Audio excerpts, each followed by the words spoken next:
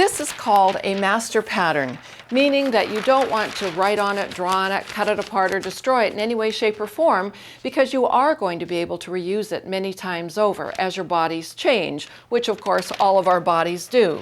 So what I'm going to do is put up a piece of tracing vellum.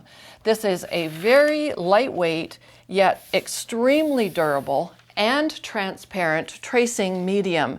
And you know, the best part about this is that it's totally erasable. So if you make a mistake, you can erase to your heart's content and it's not going to go into shreds or holes.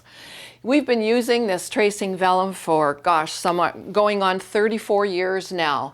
It's one of the nicest products that you're ever going to find for your sewing and pattern needs. We actually carry it in 3 different sizes. There's a roll that is 24 inches wide, and we have that in a 10-yard roll or in a 20-yard roll, and a very economical roll that is 18 inches wide, and there's 50 yards on the roll.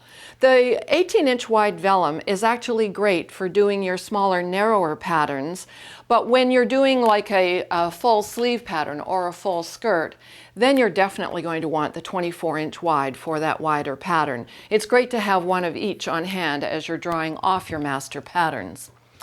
All right, so I now have the tracing vellum up in place, and we're going to begin. Now, let me also just point out that when you're at home, please make sure that, number one, you are drawing in pencil. I am going to be drawing in pen simply so that you can see everything that I'm doing. But the other nice thing about pencil, as I said earlier, you can erase when you make a little mistake. And the other thing that I want to point out is that I am demonstrating this on a vertical wall surface. Please make sure that you use your table at home and lay your patterns out nice and flat. It's going to be much, much easier on your back, and you also are not going to have the vellum shifting around on you as much as it might do for me on this vertical surface.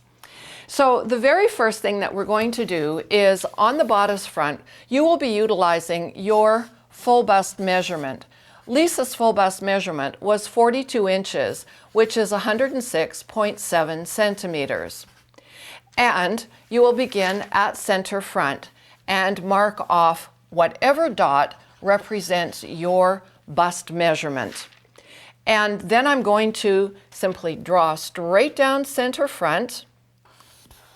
And of course, I'm just using the straight edge on the designing stylus. And I am going to put in the straight of grain marking like this.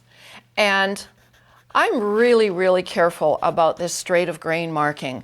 I like it to be exactly the length of the grain line on the master pattern, because if the vellum shifts off for any reason, you'll always be able to realign it very, very quickly.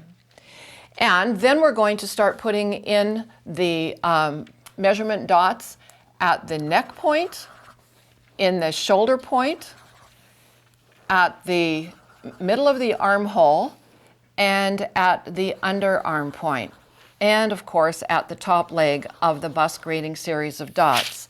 One of the things that I do recommend is that you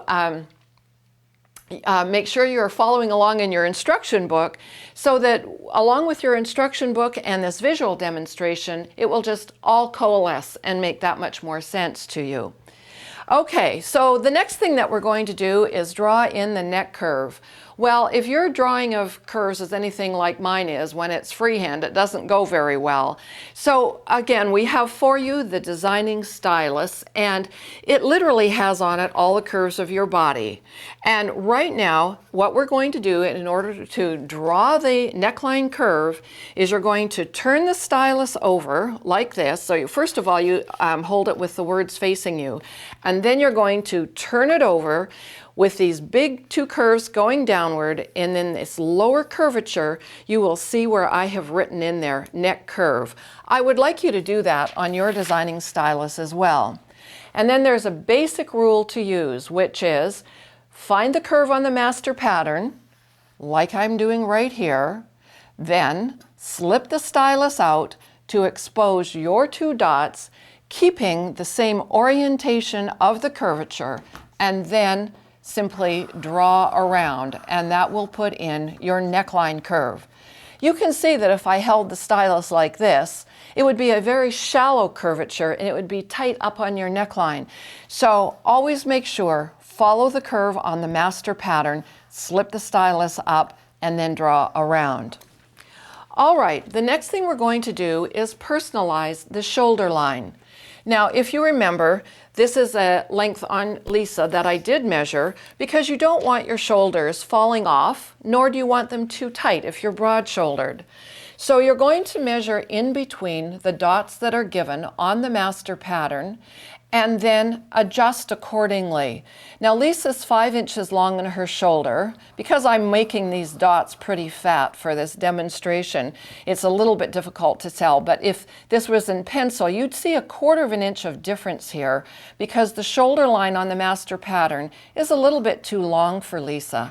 So I'm crossing off the dot that I don't need. If you were broader, you'd extend your dot out. Lisa is narrower. So we will just make sure my tape is going to stay there for me. Shorten that shoulder point, and then I'm going to connect neck point to her personalized shoulder point. And now we know your garment is going to sit properly at the top of your shoulder.